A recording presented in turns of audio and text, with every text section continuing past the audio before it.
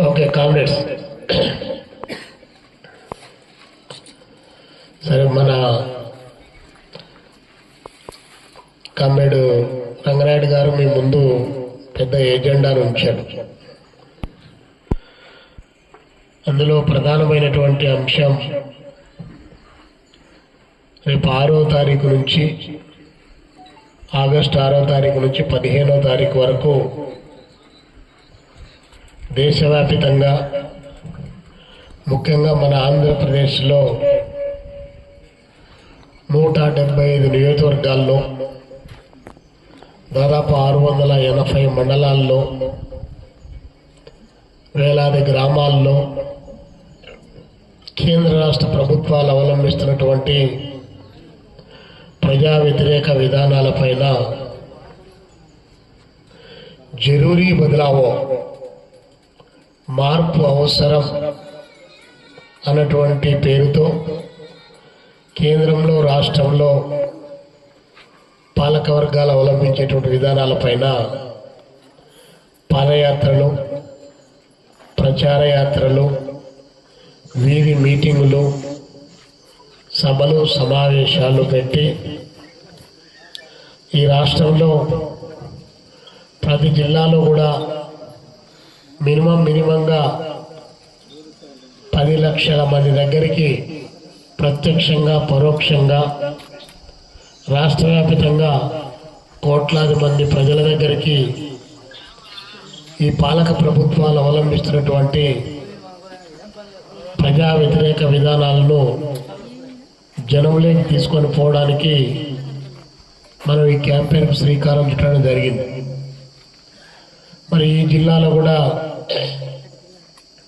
అన్ని మండలాల్లో పార్టీ శాఖలున్న ప్రతి గ్రామంలో కూడా పక్కాగా పగడ్బందీగా ప్లాన్ చేసుకొని గట్టిగా ఈ క్యాంపెయిన్ చేపట్టాల్సినటువంటి అవసరం ఉంది. ప్రజల్లో రోజు రోజుకు పెద్ద ఎత్తున అసహనం పెరుగుతూ ఉంది. 12 సంవత్సరాల కాలంగా దేశాన్ని పరిపాలన చేస్తున్నటువంటి నరేంద్ర మోడీ ఎన్డీఏ ప్రభుత్వం అది చెప్పినటువంటి వాగ్దానాలు, చేస్తున్నటువంటి పరిపాలన ఏ స్థాయిలో అది సరిగా చేయలేకపోతా ఉందో మనం గత 45 రోజులుగా ఢిల్లీ జంతర్ మంతర్ వద్ద విద్యార్థులు, యువకులు చేసినటువంటి పోరాటం ఈ దేశ ప్రజలకు ఒక కొత్త దిక్సూచిని అందించిందని చెప్పి మనం భావించాలి. ఈ 12 సంవత్సరాల కాలంలో ఎవరు ఏ ఆందోళన చేసినా, ఎవరు ప్రభుత్వంలో జరుగుతున్నటువంటి అవినీతిని ప్రశ్నించినా లేదా అక్రమాలను నిలదీసినా, అలాంటి ఆందోళన కార్యక్రమాలు చేయడానికి ప్రయత్నం చేసినా కూడా కేంద్రంలో ఉన్నటువంటి ఎన్డీఏ ప్రభుత్వం ఒక అంగుళం కూడా జరగకుండా నా ఛాతీ 59 అంగుళాలు, నా ఛాతిని కదిలించేటువంటి వాడే ఈ దేశంలో లేడని చెప్పి ప్రపంచంలో హిట్లర్ కంటే లేకపోతే అంతకంటే గొప్ప నియంత్రణ అయినటువంటి నెపోలియన్ కంటే గ్యారిబాల్డ్ కంటే నేను గొప్ప నియంత్రణ అని చెప్పి దేవుణ్ణి అడ్డం పెట్టుకొని, దయ్యాలను అడ్డం పెట్టుకొని, చట్టాలను అడ్డం పెట్టుకొని ఎంతమంది ఎన్ని రకాలుగా చెప్పినా కూడా కనీసం వినడానికి కూడా సిద్ధం లేనటువంటి వ్యక్తి ఈ దేశాన్ని పరిపాలన చేస్తూ ఉన్నాడు. మనమంటే కమ్యూనిస్టులు, మన మాట పక్కన పెట్టండి. చివరికి జర్నలిస్టులు కూడా 12 సంవత్సరాల కాలంలో ఒక్కసారి కూడా ప్రధానమంత్రి నరేంద్ర మోడీ గారి యొక్క ప్రెస్ కాన్ఫరెన్స్లో పోయి కూర్చున్నటువంటి మీడియానే లేదంటే మనం అర్థం చేసుకోవచ్చు. ఈ దేశానికి నరేంద్ర మోడీ గారు అధికారం చేపట్టిన తర్వాత ప్రజాస్వామిక హక్కులను ఎంత దారుణంగా కాలరాచి వేస్తున్నాడో మనం అర్థం చేసుకోవచ్చు. రైతులు చాలా పెద్ద ఎత్తున ఆందోళన చేశారు. 1-2 రోజులు కాదు, దాదాపు 13-14 మాసాల పాటు ఢిల్లీ కేంద్రంగా ఆందోళన చేశారు. 750 మంది రైతులు చచ్చిపోయారు.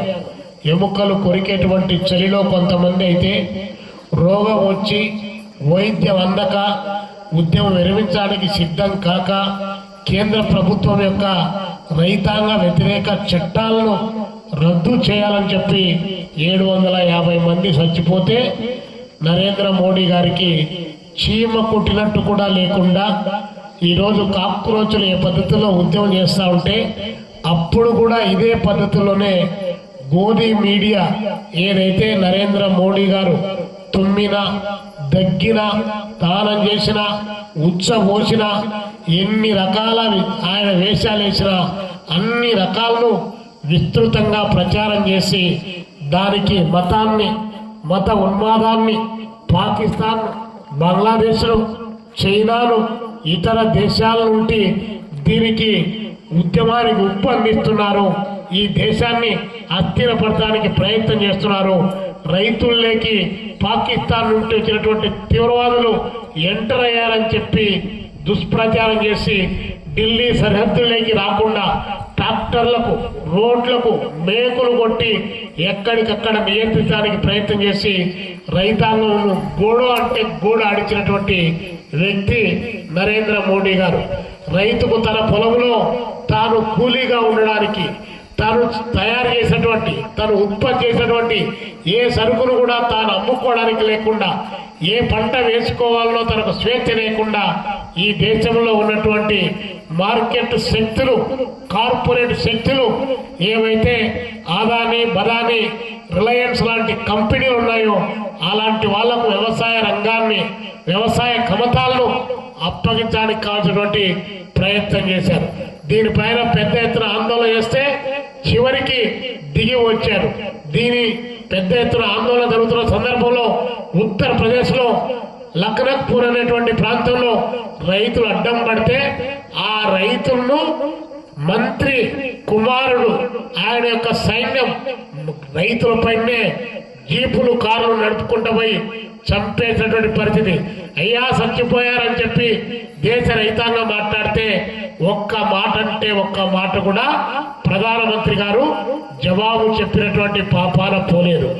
దేశానికి తిండి పెట్టేటువంటి రైతులను కాల్చి చంపడానికి వాళ్లకు వాళ్లే చచ్చిపోయడానికి అదేవిధంగా వాహనాలతో తొక్కించేటువంటి కార్యక్రమానికి శ్రీకారం చుట్టేవాడు.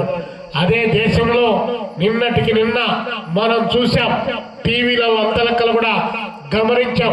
ఒక 13 సంవత్సరాల ఒక మైనర్ బాలిక పైన 35 మంది మానవ మృగాలు వెంటాడి ఆ అమ్మాయిని రేప్ చేస్తే ఈ దేశ ప్రధానమంత్రి నరేంద్ర మోడీ గారు గాని అదేవిధంగా ఈ దేశంలో ఉన్నటువంటి మంత్రులు గాని ఒక్క మాట మాట్లాడినటువంటి పరిస్థితి.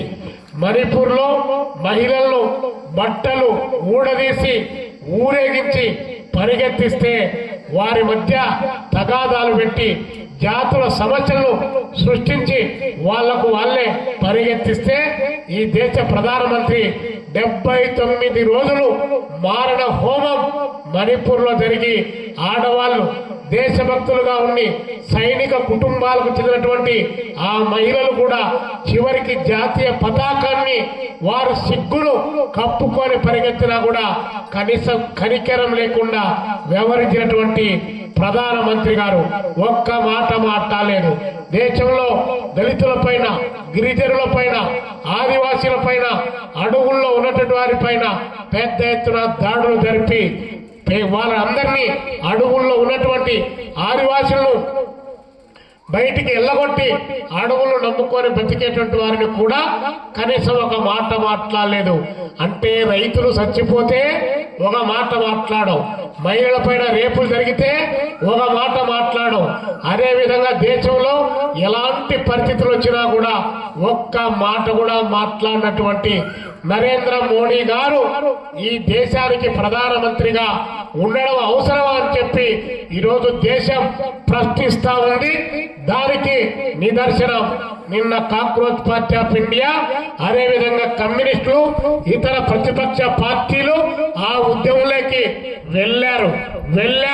వెళ్లాల్సినటువంటి అవసరాన్ని ఈ దేశ పాలక వర్గం కల్పించింది కాబట్టే వెళ్ళడం జరిగింది. అది ఈ రోజు ఈ దేశంలో ఉన్నటువంటి నరేంద్ర మోడీ గారు ఏ మాట మాట్లాడినా దేవుణ్ణి ముందుకు తీసుకొని వస్తారు, ఏ మాట మాట్లాడినా దేశభక్తిని ముందుకు తీసుకొని వస్తారు.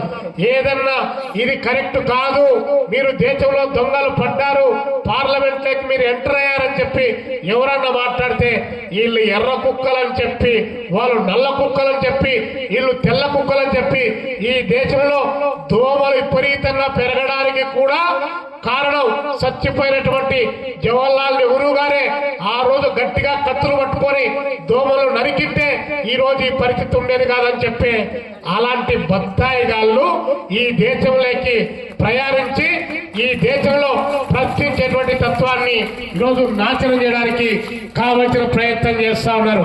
మరి దేవుడు అంటే నరేంద్ర మోడీ గారు వచ్చిన తర్వాతనే ఇక్కడ ఈ జిల్లాలో ఉన్నటువంటి మీ తాతలు మీ ముత్తాతలు ఎవరైనా ఉంటే అడగండి. ఆ రోజు నరేంద్ర మోడీ పుట్టక ముందు, యోగి ఆదిత్యనాథ్ పుట్టక ముందు, అమిత్ షా పుట్టక ముందు చంద్రుడు ఉన్నాడా లేదా అన్నటువంటిది మనందరికీ తెలిసినటువంటిదే. వాళ్ళు పుట్టించారా శ్రీరామచంద్రుణ్ణి? వాడు చెప్పితేనే శ్రీరామచంద్రుడు దేవుణ్ణి ఈ ప్రజలంతా కూడా ముక్కుతా ఉన్నారా? మీరు ఒకసారి ఆలోచండి. వాళ్ళు వచ్చారు, జై శ్రీరామ్ అని చెప్పి ఆయన దానికి కాని దానికి ప్రతి దానికి శ్రీరామచంద్రుని పేరు చెప్పి ఈరోజు మోసం చేయడానికి కావలసిన ప్రయత్నం చేశారు. నిజంగానే శ్రీరామచంద్రుడి పైన అంత భక్తి ఉంటే ఒక్క మాట అడుగుతా ఉన్నాం, ఈరోజు మన అందరం కూడా మన నోళ్లు తెరవాల్సినటువంటి అవసరం ఉంది. 1992లో డిసెంబర్ 6వ తారీఖు ఈ దేశంలో 400 సంవత్సరాల చరిత్ర కలిగినటువంటి బాబ్రీ మసీదును పడగొట్టినటువంటి సందర్భంలో ఆ ప్లేస్ లో ఇక్కడ రామాలయం ఉంది, చరిత్రలో దీన్ని పూడ్చి పెట్టారని చెప్పినటువంటి ఈ బీజేపీ నాయకత్వాన్ని అడుగుతా ఉన్నాం. 92లో పడగొట్టారు. శిలాన్యాస్ పేరుతో మొత్తం రథయాత్ర అద్వానీ పేరుతో మొత్తం నిర్వహించారు. నిర్వహించిన సందర్భంలో డబ్బులు అడిగారు. మీరు అనేక రకాల్లో వాళ్ళందరినీ చందాలు ఇవ్వమన్నారు. వచ్చింది డబ్బులు 1400 కోట్ల రూపాయలు పైచిలకు డబ్బులు వచ్చింది. ఆ డబ్బులు ఏమైనాయి? ఆ రసీదులు ఎక్కడున్నాయి? ఎవరికి చెందాయంటే లెక్కలు లేనటువంటిది. మొన్న చూశారు కదా పేపర్లో, టీవీల్లో గమనిస్తున్నారు కదా. గోడి మీడియా దాన్ని తొక్కి పట్టినా కూడా ఈరోజు సోషల్ మీడియాలో విపరీతంగా బయటికి వస్తా ఉంది. శ్రీరామచంద్రుని మూర్తంలో సనాతన ధర్మాన్ని నమ్మినటువంటి బీజేపీ పార్టీ ఇప్పుడు ఇది కరెక్ట్ కాదని సాధు సంతులు, విగ్రులు, చాలా మంది పండితులంతా కూడా ఇప్పుడు ఆ బాల శ్రీరాముణ్ణి ఇక్కడ ప్రతిష్ఠించడం సరైనది కాదని చెప్పి ఒకవైపున చెప్పుతా ఉన్నా కూడా ఆ క్రెడిట్ కూడా నాకే రావాలని చెప్పి, ఏది ఆ క్రెడిట్ కూడా నా ఖాతాలోనే ఉండాలని చెప్పి మన నరేంద్ర మోడీ గారు బాలరాముడికి ప్రతిష్ఠించి ప్రారంభించారు. మామూలుగా ఎవడైనా కూడా మనకేదన్నా కష్టం వస్తే దేవుడా అని చెప్పి మనం ముక్కుంటాం. మనకు తెలియనటువంటి అతీంద్రియ శక్తులు ఉన్నాయేమో అని చెప్పి భయంతోనో ప్రేమతోనో లేదా తరతరాల నుండి వచ్చినటువంటి ఆచారంతోనో మనం ముక్కుతాం.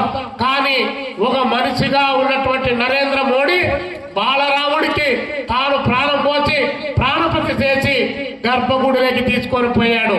ఆ గర్భగుడిలోకి తీసుకొని పోయినటువంటి ఆ నరేంద్ర మోడీ, ఆ యోగి ఆదిత్యనాథ్ను, ఆ అమిత్ షా గారిని ఈరోజు కమ్యూనిస్ట్ పార్టీలుగా మేము అడుగుతా ఉన్నాం.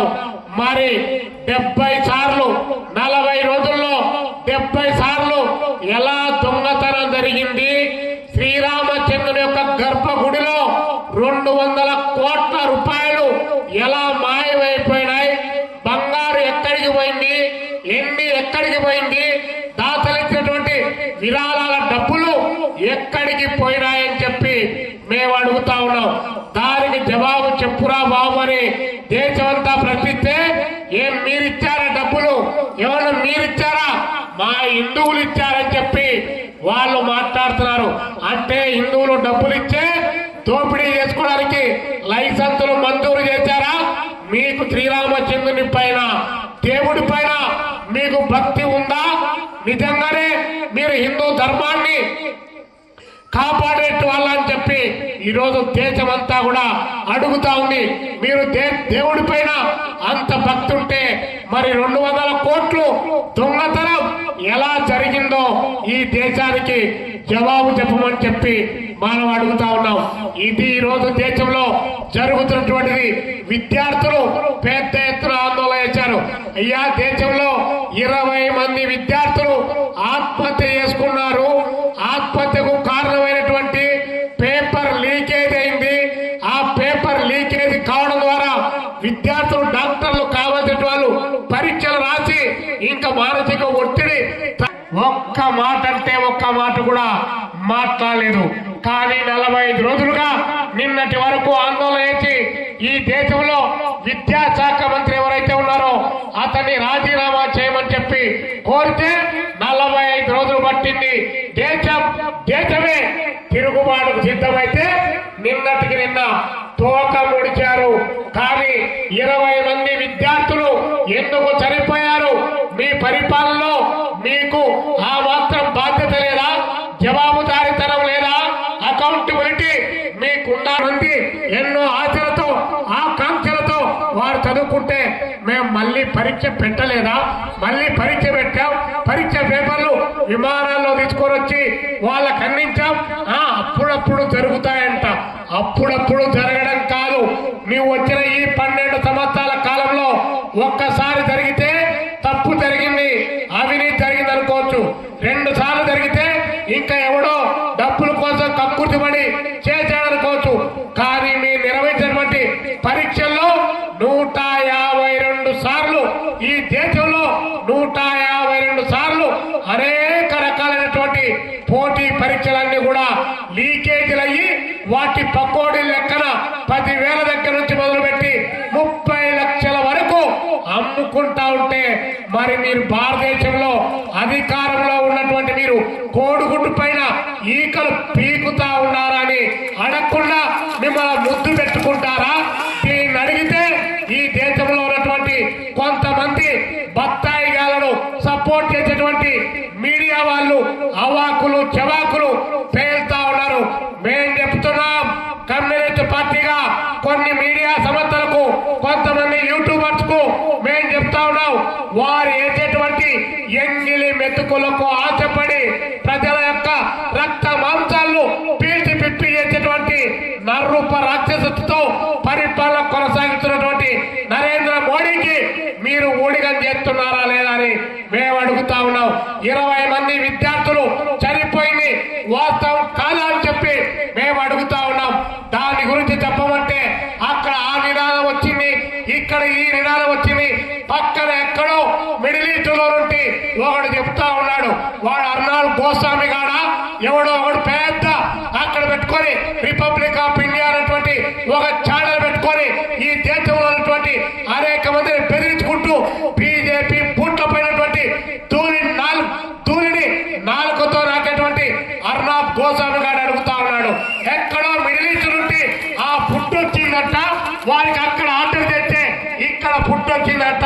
ఈ దేశంలో పరిపాలన రక్షణ శాఖ మంత్రి, హోంశాఖ మంత్రి, విదేశాంగ శాఖ మంత్రి విదేశాల నుండి ఆ డబ్బులు మారకమై ఇక్కడికి వస్తారంటే పార్లమెంట్ లో మీరేమన్నా అక్కడ పశువులు ఏమన్నా కాచుకుంటా ఉన్నారా? లేకపోతే మీరు బందల దొడ్లో ఏమన్నా ఉన్నారా? మీరు ఏ తప్పుడు కూత కూర్చున్నా, ఏ తప్పుడు మాట్లాడినా వినడానికి ఈ దేశంలో జంగి సిద్ధంగా లేదని మీకు జవాబు చెప్పింది. కాబట్టి నరేంద్ర మోడీ గారు ఈ దేశంలో ఆయన వచ్చిన 12 సంవత్సరాల కాలంలో దేశాన్ని అనేక రకాలుగా అభివృద్ధి చేశారని చెప్పి ప్రకటిస్తా ఉన్నాడు. ఏం అభివృద్ధి చేశామో చెప్పమని అడుగుతా ఉన్నాం. ఏ రంగంలో అభివృద్ధి వచ్చిందో చెప్పమని అడుగుతా ఉన్నాం. ఏ నీటిపారుదల ప్రాజెక్టులు పూర్తి చేశావో, ఏ నీటిపారుదల ప్రాజెక్టులకు ప్రణాళికలు సిద్ధం చేశావో ప్రకటించు అని అడుగుతా ఉన్నాం. నువ్వు అలాంటి ప్రకటన చేసింటే, వాటి చేసింటే ఈరోజు రోజుకు 31 మంది రైతులు ఎందుకు ఆత్మహత్య చేసుకుని చచ్చిపోవాలి? మీరు వచ్చినటువంటి ఈ 12 సంవత్సరాల కాలంలో 1,42,000 మంది రైతులు ఎందుకు ఆత్మహత్య చేసుకున్నారో దానికి జవాబు చెప్పమని చెప్పి ఈ ఎన్డీఏ పాలకవర్గం నాట్ ఓన్లీ రైతాంగం, ఈరోజు ఏ వర్గం మీ పరిపాలన కాలంలో సుఖంగా ఉందో చెప్పు. బేటీ బచావో బేటీ పడావో అని చెప్పి నినాదం ఇచ్చావు. అమృత గడియలు ముందున్నాయని చెప్పి చాలా చెప్పావు. సబ్కా వికాస్ అని చెప్పి చాలా గొప్ప నినాదాలను నువ్వు ప్రకటించావు. కానీ ఒక్కటి కూడా ఈ దేశంలో సబ్కా వికాస్ ఉందా? సబ్కా వికాస్ అయి సబ్కా వికాస్ ఉంటే హిందువులని, ముస్లింలని, క్రిస్టియన్లని, దళితులని, గిరిజనులని, ఆదివాసులని ఇన్ని రకాల తెగల మధ్య ఎందుకు ఇంత పెద్ద ఎత్తున అసహనం మొదలైంది? ఒకరికొకరు కొట్టుకొని చచ్చిపోయేటువంటి విధానాలను ఎవరు కల్పించారు? మీరు కాదా అని చెప్పి అడుగుతా ఉన్నాం. కాబట్టి ఈ పరిపాలనలో ఈయన వచ్చిన తర్వాత అన్ని తాకట్టు లేకపోయాయి. మేం చెప్పడం కాదు, మీరు పోండి.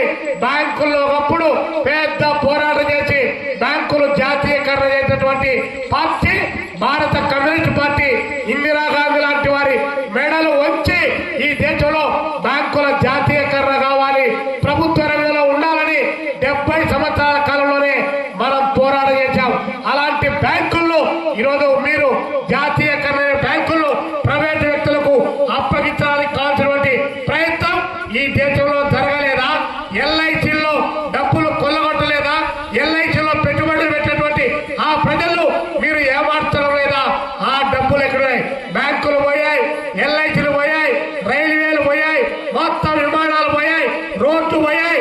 చివరికి ఉత్సవోసుకోవడానికి పోయేటువంటి టాయిలెట్స్ కూడా 10 రూపాయలు, 20 రూపాయలు, 50 రూపాయలు డబ్బులు పెట్టి అక్కడికి పోవాల్సినటువంటి పరిస్థితులు ఈ దేశంలో మీరు కల్పించలేదా? మరి మహిళలు ఇంతమంది ఉన్నారు. 2014లో గ్యాస్ ధర ఎంత? ఆనాడున్నటువంటి గ్యాస్ 400 రూపాయలు.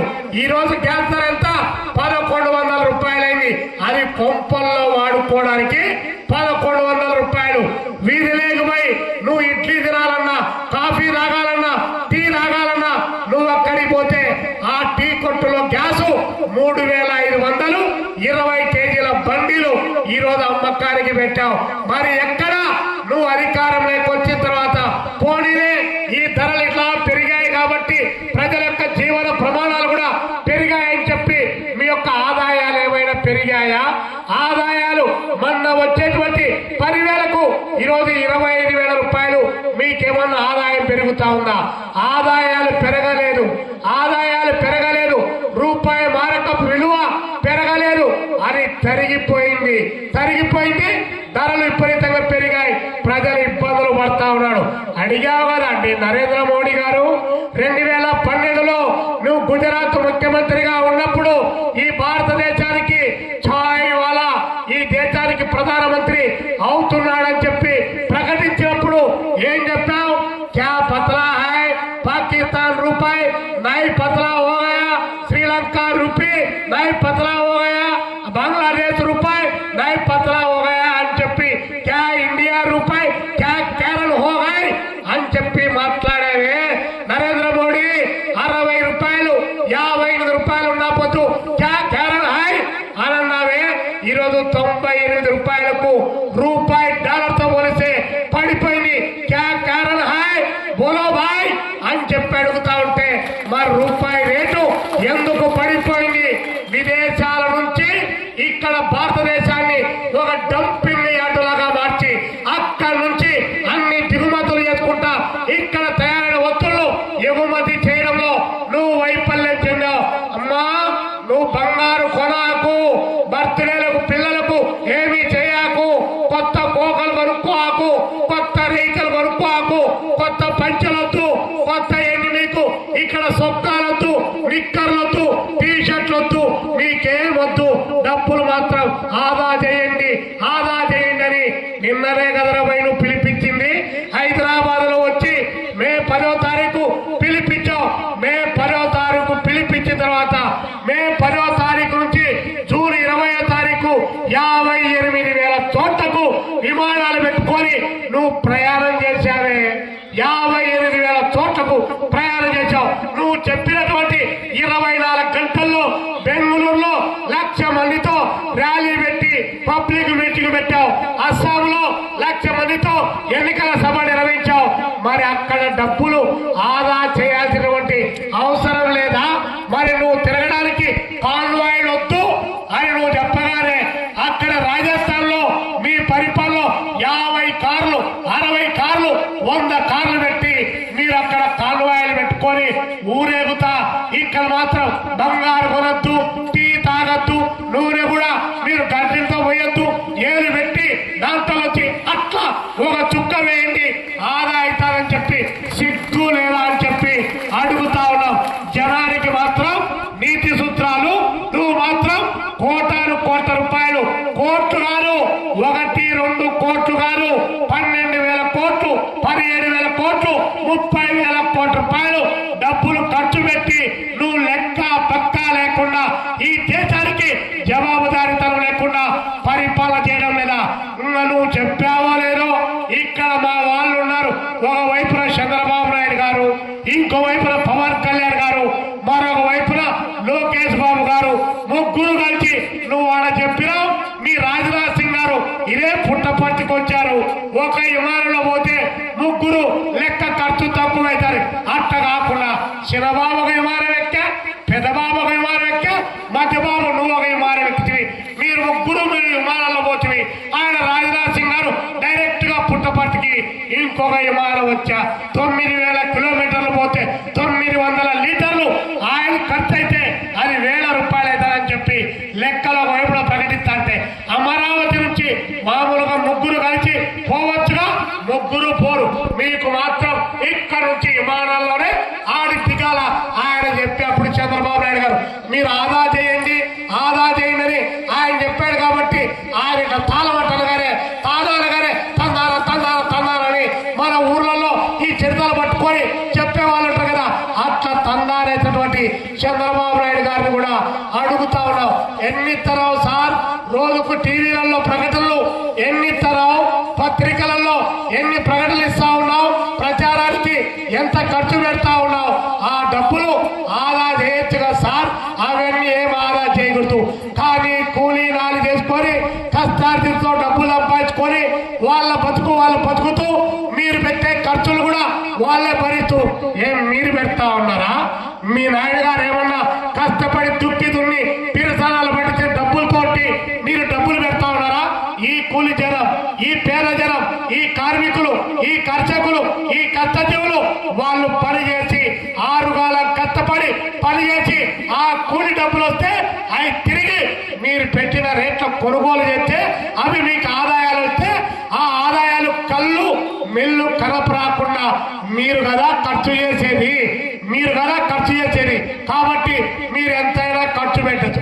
ఈయన పిలిపిగానే అక్కడ అమరావతిలో మన వాళ్ళు కొంతమంది మంత్రులు సైకిళ్లలో పోతున్నారు. సర్రు అని చెప్పి సైకిళ్లలో మళ్ళా ఉత్త సైకిల్లో అక్కడ నుంచి పోవడంలా ఆ నుండి ఇంట్లో నుంచి ఒక సైకిల్ వేసుకొని వచ్చి ఇట్లా మీడియా కనపరాగానే వాళ్ళు జూమ్ లో తీసుకోవాలి. కాబట్టి అబ్బా ఈ మంత్రి గారు సైకిల్లో పోయారు, అబ్బా ఈయనేమో నడుచుకుంటూ పోయాడని చెప్పి అనిపించుకోవడానికి కావాల్సినటువంటి ఆ ప్రయత్నంలో భాగంగా ఇది చేయడానికి చేశారు తప్ప రోజు సైకిల్ ఏమన్నా తొక్కుతా ఉన్నారా? పోనీ మీరేమన్నా పని చేస్తున్నారా? కాబట్టి అక్కడ ఆయన 7 రూపాయల నోట్లు మాడుస్తా ఉన్నాడు. మామూలుగా మీకు అందరికీ తెలుసు కదా, 5 రూపాయల నోటే ఉంది, 2 రూపాయల నోటు ఉంది, రూపాయి నోటు ఉంది, 7 రూపాయల నోట్ లేదు. అయినా మారకం లేని రూపాయిని 7 రూపాయల నోట్లు ప్రధానమంత్రి నరేంద్ర మోడీ గారు పార్లమెంట్ లో మారుస్తా ఉంటే ఇక్కడ చంద్రబాబు నాయుడు గారు అనుకో 4 రూపాయల నోట్లను ఈ అమరావతిలో మారుస్తా ఉన్నారు. ఎంత గారిడి చేస్తా ఉన్నారు, ఎన్ని రకాలుగా ప్రజల్లో మీ చేతిలో మీడియా ఉంది కాబట్టి, మీ చేతిలో రాజ్యాధికారం ఉంది కాబట్టి ఇష్టారాజ్యంగా ఆయన ప్రయాణం చేస్తారు. ఇంకా బాబు గారు చెప్తా ఉన్నారు, చెప్పారుగా ఆడవాళ్ళకు నీకు 15,000 నీకు 15,000 నీకు 15,000 అని ఏలు పెట్టి మరీ చెప్పారు. వచ్చిందా? 1,500 వచ్చిందా? పోనీలే 15,000 ఏమన్నా వచ్చిందా? 2 చెట్లు కాదు, 3 చెట్టున్నర కాదు. ఆయన చంద్రబాబు ఎవరు జగన్మోహన్ రెడ్డి గారు గిక్కిపెట్టి కోడి కొలవని ఆయన అన్నాడంట. సెంటులో ఇల్లు కట్టుకోలేరు, సెంటులో కాదు నాకేంటి చూద్దామని చెప్పి పిలిపించే 2 చెట్లు 3 చెట్లు 2 చెట్లు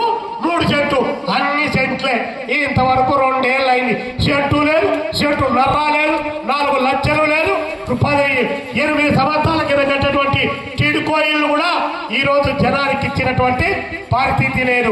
కాబట్టి ఇల్లు బాయ్, ఇడుపు బాయ్, 4 లక్షల లెక్క బాయ్, 1500 ఆడోళ్లకు అది బాయ్, 15,000 నువ్వు అని చెప్పి అది కూడా 13,000 వచ్చా. ఇంకేంది మిమ్మల్ని అందరినీ ఈ నుంచి పోయి పలగాల పల్లె దగ్గర నుంచి పోయి ఇక్కడ ఊరు అచ్చబాబు ఉంది కదా, అచ్చబాబు దగ్గర నుంచి పోయి అక్కడ బ్రహ్మంగారి మఠంలో ఉన్నటువంటి బ్రహ్మంగారిని దర్శించుకోవడానికి కూడా మీకు ఫ్రీ బస్ అని చెప్పాడు. కానీ ఊరు దాటితే చెమడాలు ఇస్తారని ఊర్లోకే బస్సు ఆపాడు. బయటికి పోతే డబ్బు కట్టాలన్నాడు. ఎన్నికల కంటే ముందు ఏమేమో చెప్పాడు. ఎన్నికలు అయిపోయిన తర్వాత చుక్కలు చూపిస్తున్నాడు. పట్ట పగలే ఎంచుకోండి అని చెప్పి చుక్కలు చూపిస్తా ఉన్నాడు. కాబట్టి బాబు గారైనా ఇంకా ఆయన పవన్ కళ్యాణ్ గారు ఏంటి మాట్లాడితే నేను మనిషిని కాదు, ప్రశ్నిస్తా, నిలదీస్తా, నిద్రిస్తా అన్నీ ఆయన. ఏమైంది సార్ సుగాలి ప్రీతి కేసు, ఇదే కర్నూలు ఉమ్మడి జిల్లా, కర్నూలు జిల్లాలో సుగాలి ప్రీతి కేసు ఏమైపోయింది అని అడుగుతా ఉన్నాం. 2 ఏళ్ళు అయింది కదా మీరు అధికారంలోకి వచ్చి, ఏమైపోయింది సుగాలి ప్రీతి కేసు? 30,000 మందిని ప్రపంచం దాటించాలని చెప్పావు. మరి 2 సంవత్సరాల కాలంలో 30,000 మందిలో 3 పేరు చెప్పగలిగావా? అబద్ధాలకు కూడా ఎంతో కొంత హద్దు ఉండాలి. ఈ అన్ని ప్రజల్లో సమాజంలో వైపున పెరుగుతా మనం ముందే కరువులో పుట్టాం, కరువులో పెరుగుతా ఉన్నాం, కరువులో చస్తా ఉన్నాం. మన పశువులకు మేత లేదు, మన తాగడానికి నీళ్ళు లేవు. రైతులు పంటలో ఆ పొలంలో గింజలేస్తే పైన ఆకాశ దిక్కు చూసి ఎప్పుడు వానొచ్చిందా, మొక్క ఎప్పుడు పైకి వస్తుందా అని చెప్పి అలో లక్షణ అని చెప్పి అల్లాడిపోతా ఉన్నారు. ఇలాంటి వాటికి సంబంధించినటువంటి చర్యలు తీసుకోమంటే వాటికి సంబంధించినటువంటి చర్యలు తీసుకోకుండా ప్రాజెక్టులకు సంబంధించి నిమ్మల రామారాయుడు గారు ప్రకటించారు. 36 భారీ ప్రాజెక్టులకు సంబంధించి ఒక ప్రకటించాడు. ఏం సార్ నువ్వు వచ్చిన తర్వాతనే 36 ప్రాజెక్టులకు భారీ ప్రాజెక్టులా? వాటికి డబ్బులేంది, దశకమేంది? ఎప్పుడు నేను పుట్టక ముందు, సరేలే పుట్టే నాకు తెలియక ముందు ఇక్కడే మన మధ్యలో రామచంద్రయ్య గారు ఉన్నారు. ఆయన పేరు పచ్చకొండ రామచంద్రయ్య గారు కాదు, అంద్రీనివా రామచంద్రయ్యని ఈ జిల్లాలో పిలిచేవాళ్ళు. కానీ అలాంటి అంద్రీనివా రామచంద్రయ్య గారు ముసలోడు అయిపోయాడు. పదవులు కూడా అన్నిటికీ పెద్ద పెద్ద పదవులకు తగ్గిపోయాడు. కానీ అంది లేదు, నీవా రాలే, పూర్తిగాలే. ఇంకా పత్తికొండ లాంటి కరువు ప్రాంతాలకు, ఎర్రగనూరు లాంటి కరువు ప్రాంతాలకు, మన కర్నూలు జిల్లాలో ఉన్నటువంటి ఇలాంటి కరువు ప్రాంతాలకు నీళ్లే రాలే. మళ్ళీ ఆయన భారీ ప్రాజెక్టులు 36 ప్రకటించాలని చెప్పి ప్రకటిస్తున్నారు. గాలేరు అట్లే ఉంది, గండికోట ప్రాజెక్టులో నీళ్లున్నాయి. మనకన్నీ చెప్తారు. చంద్రబాబు నాయుడు గారు రాగానే 23 టీఎంసీల వాటర్ గండికోటలో ఉంది అన్నాడు. ఇప్పుడు నింపు నువ్వేగా వచ్చింది. శ్రీశైలంలో నీళ్లు లేక ఎండగాలి పోతాంది. నీ దగ్గర ఏమన్నా మంత్రిదండం ఉందేమో ఒకసారి అంటే మంత్రిత్రాదా వారంలో వస్తుంది. ఎందుకు సార్? అన్ని మనమే కాబట్టి విపరీతమైనటువంటి ప్రచారం చేసి జనాన్ని తప్పుదారి పట్టించేటువంటి కార్యక్రమం ఇక్కడ మన పథకాలన్నీ చాలా ఉన్నాయి. కర్నూలు జిల్లాలో చాలా నీటిపారుదల ప్రాజెక్టు. ఎన్ని నీటిపారుదల ప్రాజెక్టు అంటే ఏంటి? గుండ్రేవుల ప్రాజెక్టు అది అట్టనే ఉంది. డిపిఆర్ రాలే, ఏమి రాలే. ఇంకోటి మననే ఎనగనూరులో ఒకటి పెంచి పడింది. ఆలూరు వేదవతి 4 టీఎంసీలు 4 టీఎంసీలు ఉండేది, 2 టీఎంసీలు పట్టేది, 3 టీఎంసీలు పట్టేది, 10 టీఎంసీలు పట్టేది. ఇవైతే లెక్క తక్కువైతుంది. వీటి పేరేయండి, వీటిపైన దృష్టి పెట్టండి. వాళ్ళు వచ్చినప్పుడు ఒడిచి పట్టుకొని వాటిలో నీళ్లు పట్టుకుంటామంటే అమ్మ ఇట్లాంటి అయితే చిన్న చిన్నవి మాకేమవుతుంది, మాకేమి కాదు.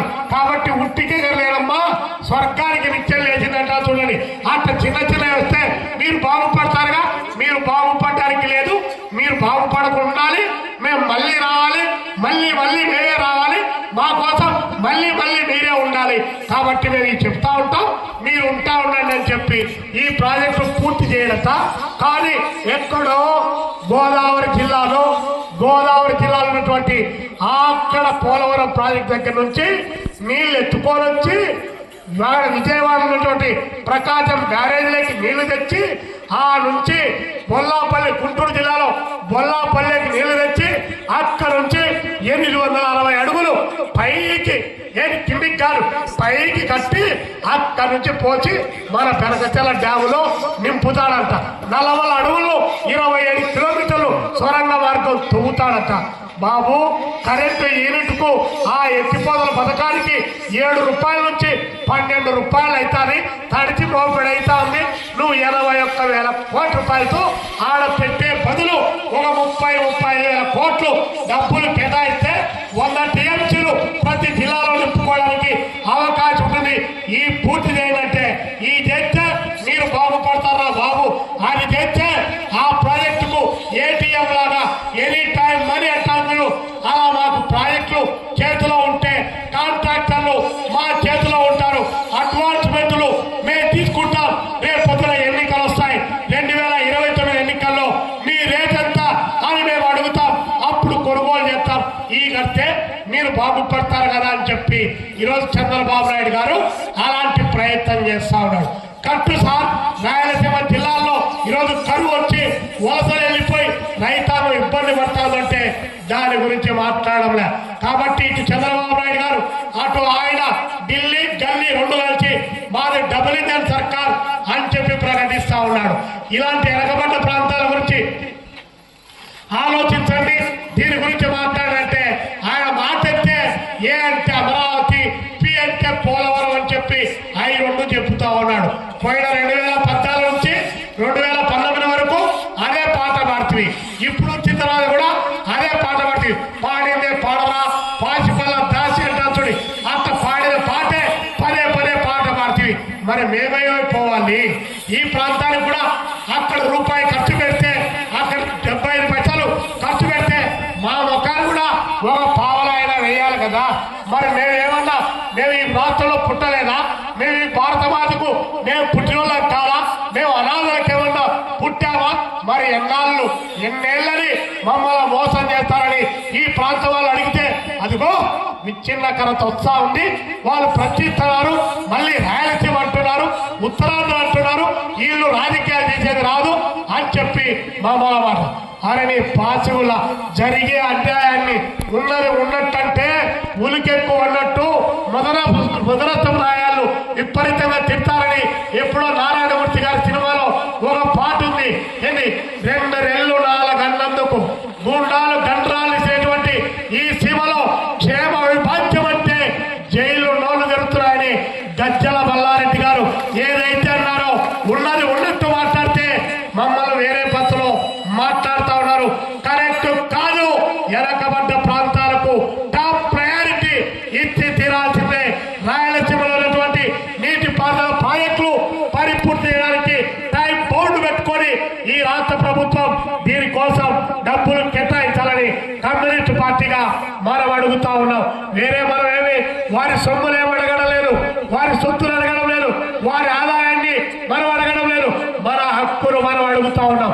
ఈ హక్కులు కూడా మీరు అడగడానికి లేదని చెప్పి పాలకులు మళ్ళా నిరాకరించే పద్ధతిలో తయారైతున్నటువంటి నేపథ్యంలో కమ్యూనిస్ట్ పార్టీ నాయకత్వాన రేపు 6వ తారీఖు నుంచి 15వ తారీఖు వరకు, 17వ తారీఖు నుంచి 25వ తారీఖు వరకు అన్ని రంగాల సమస్యల పైన, దళితుల సమస్యల పైన, డిహెచ్పిఎస్ గిరిజన సమస్యల పైన, గిరిజన సమాఖ్య చేతి వృత్తిదారుల సమస్యల పైన, చేతి వృత్తిదారులు చేనేత కార్మిక సమస్య పైన, చేనేత కార్మిక సంఘం కార్మికుల సమస్యల పైన, కేడిఎన్ యువజన సమస్యల పైన, ఏఐవైఎఫ్ విద్యార్థి సమస్యల పైన, ఏఐఎస్ఎఫ్ అన్ని మహిళా సమస్యల పైన, ఆంధ్రప్రదేశ్ మహిళా సమాఖ్య మొత్తం రైతాంగ సమస్యల పైన, ఆంధ్రప్రదేశ్ రైతాంగం కూలీల సమస్య పైన, ఆంధ్రప్రదేశ్ వ్యవసాయ కార్మిక సంఘం ఎక్కడికక్కడ ఈ రాష్ట్రంలో ఆగస్టు నెలంతా మొత్తం ప్రజల్లోకి విజృంభించి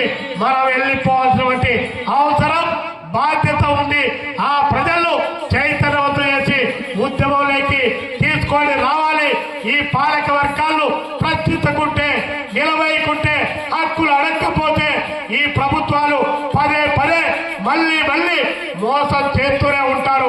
కాబట్టి ఆ మోసం చేసేటువంటి పాలక వర్గాలను ఉద్యమం ద్వారా మనం నిలవేయాల్సినటువంటి బాధ్యత మన పైన ఉందని చెప్పి ఈ సందర్భంగా మీకందరికీ తెలియజేస్తూ ఇక్కడ రాష్ట్రంలో ఇది తెలుసుకొని సెప్టెంబర్ 1వ తారీఖు తారీఖు ఢిల్లీలో రామ్లీలా మైదానంలో ఈ రాత్రి నుంచి 3,000 మంది కమ్యూనిస్టు పార్టీ కార్యకర్తలు, ప్రజలు, ప్రజా సంఘాల నాయకత్వం ఢిల్లీలో నరేంద్ర మోడీతో తెలుసుకోవడానికి మనం ఢిల్లీకి కూడా పోవాల్సినటువంటి బాధ్యత మన పైన ఉందని మీకందరికీ విజ్ఞప్తి చేస్తూ ఈ అవకాశం ఇచ్చినటువంటి నిర్వాహకులకు ధన్యవాదాలు తెలుస్తూ ముగిస్తా ఉన్నారు.